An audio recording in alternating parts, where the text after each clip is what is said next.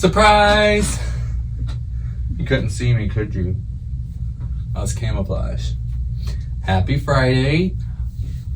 The surprise we have this week is I don't know what stories we're going to read.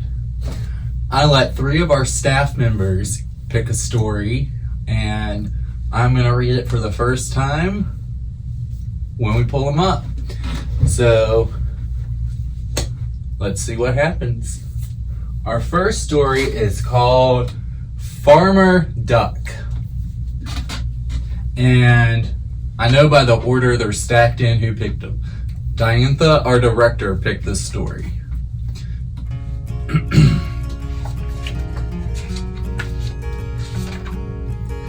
There once was a duck who had the bad luck to live with a lazy old farmer.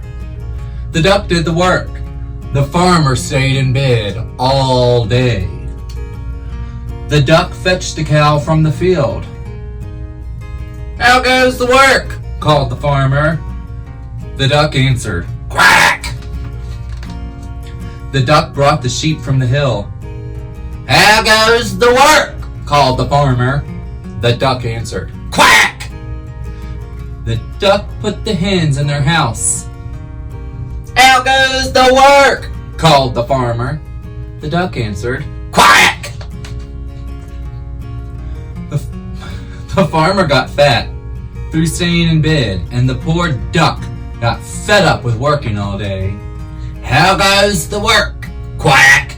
How goes the work? Quack! How goes the work? Quack! How goes the work? Quack!" He reminds me of someone I know or knew. How goes the work? Quack! How goes the work? Quack! Soon, the poor duck grew sleepy and weepy and tired. The hens and the cow and the sheep got very upset. They loved the duck. So they held a meeting under the moon, and they made a plan for the morning. "Moo!" said the cow.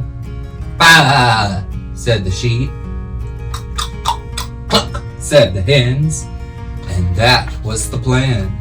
It was just before dawn, and the farmyard was still. Through the back door and into the house crept the cows and the sheep and the hens. They stole down the hall. They creaked up the stairs. They squeezed under the bed of the farmer and wriggled about. The bed started to rock, and the farmer woke up and he called, "How goes the work?" And moo! Bah! Cluck! They lifted his bed and he started to shout, and they banged and they bounced, and the old farmer about and about and about right out of bed. And he fled with the cow and the sheep and the hens, mooing and baaing and clucking behind him. Down the lane, moo! Through the fields, bah! And over the hill, cluck, cluck, cluck, cluck, cluck.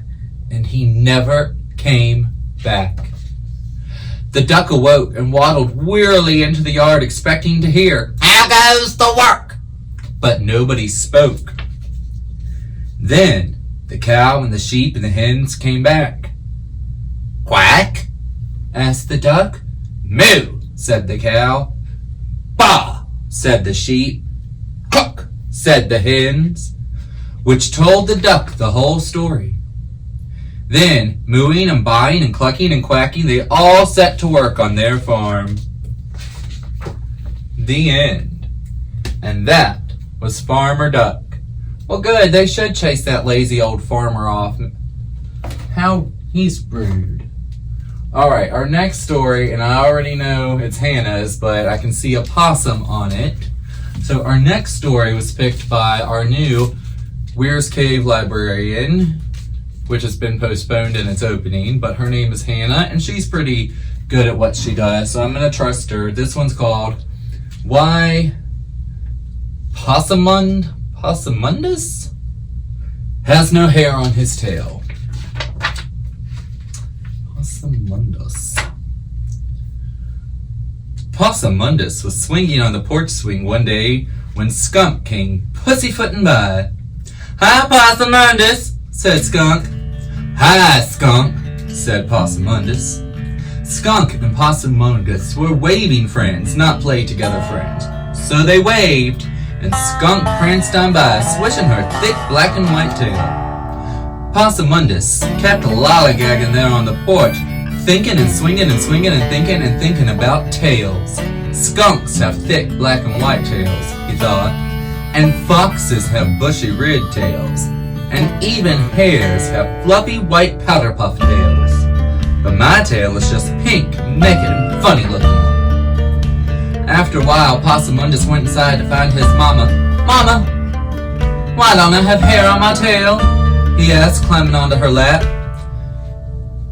"Well, honey," said Mama, "possums don't always have naked tails. There's an old story a long time ago.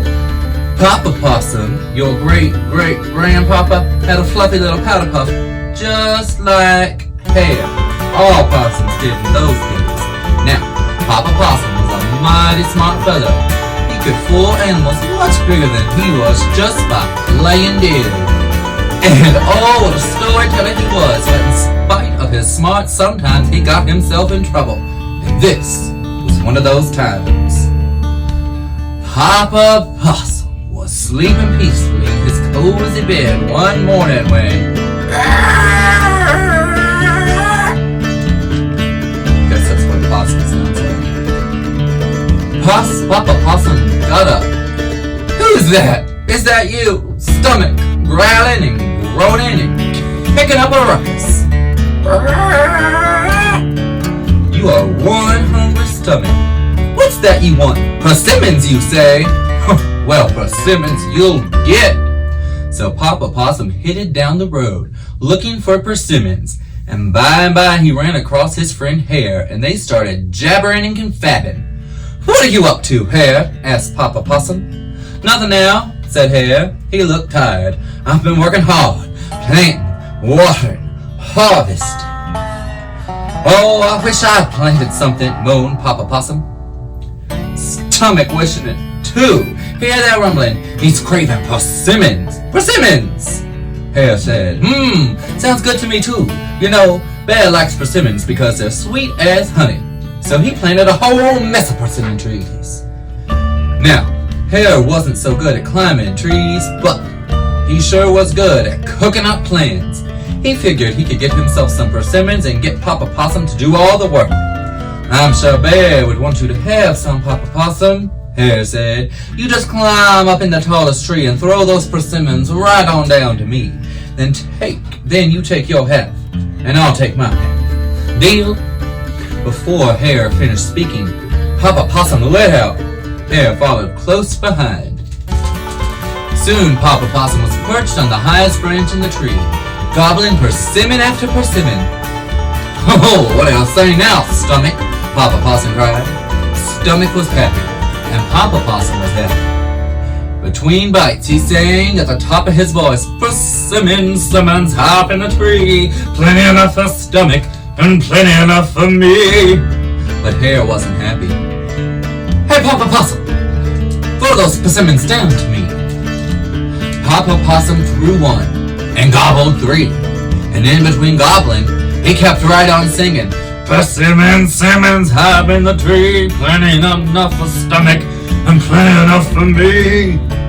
Hare yelled louder, "Oh, come on, Papa Possum, we made a deal."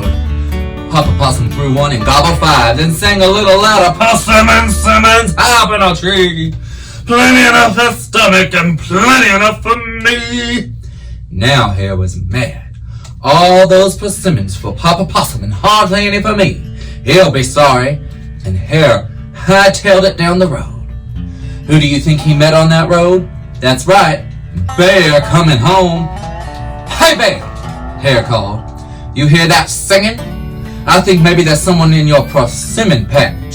Then he skedaddled away. Bear stopped, listened, then took off growling and started.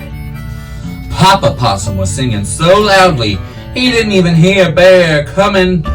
Bear shook the tallest tree, but Papa Possum just hung on tight and sang out, "3 simmons more, and then I'll go."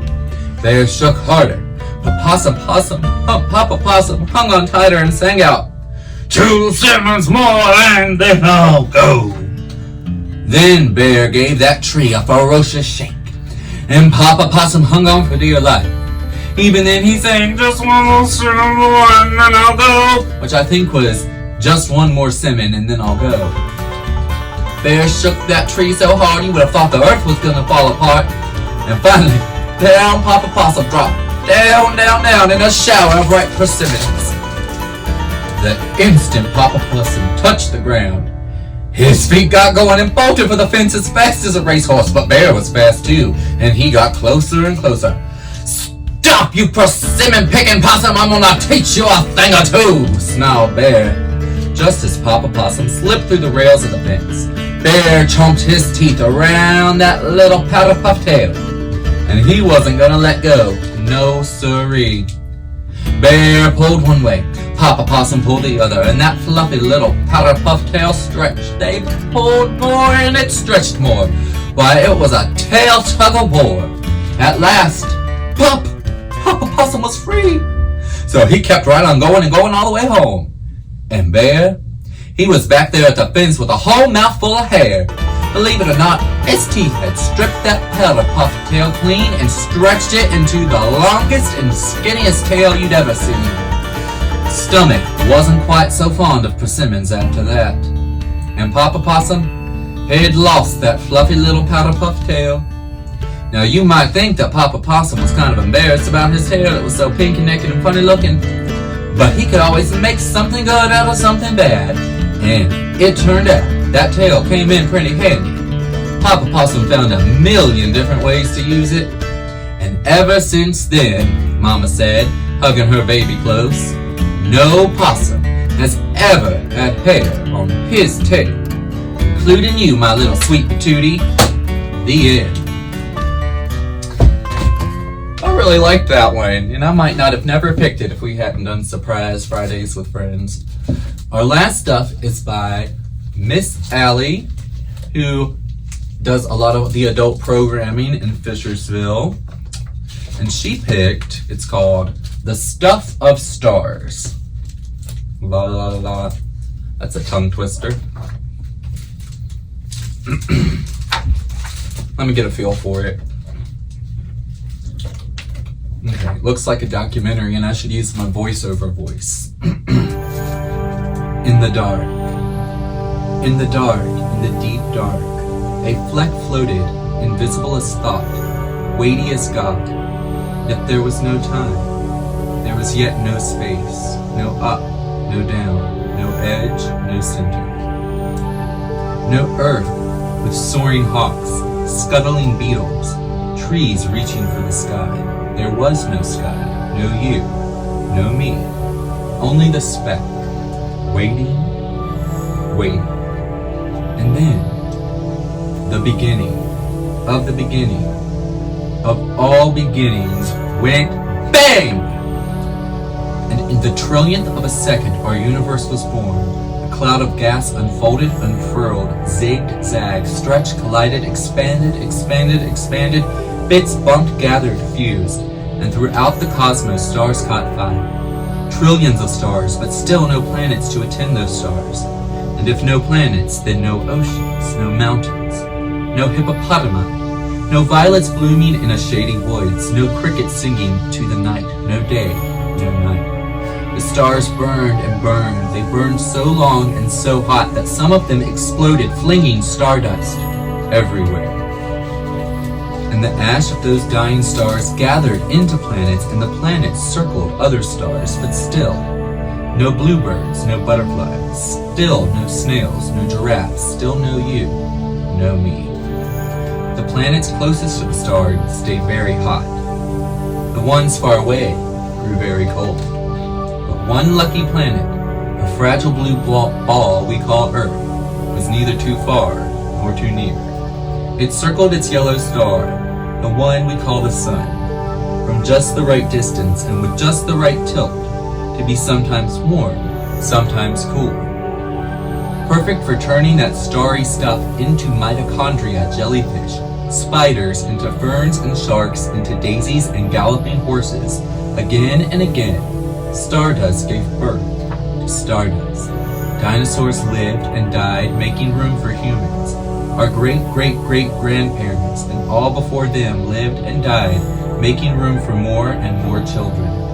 Then one day, in the dark, in the deep, deep dark, another speck floated, invisible as dreams, special as love. Waiting, waiting, dividing, changing, growing, until at last you burst into the world. You took a big breath of the same air once breathed by woolly mammoth. You cried tears that were once salty seeds. Your hair once the carbon in a leaf. You and the velvet moths, the caterpillars, the lions. You, the singing, the whales, the larks, the frogs. You and me, loving you, all of us, the stuff of stars. And there's a reason we don't do stories like that, because I get verklempt.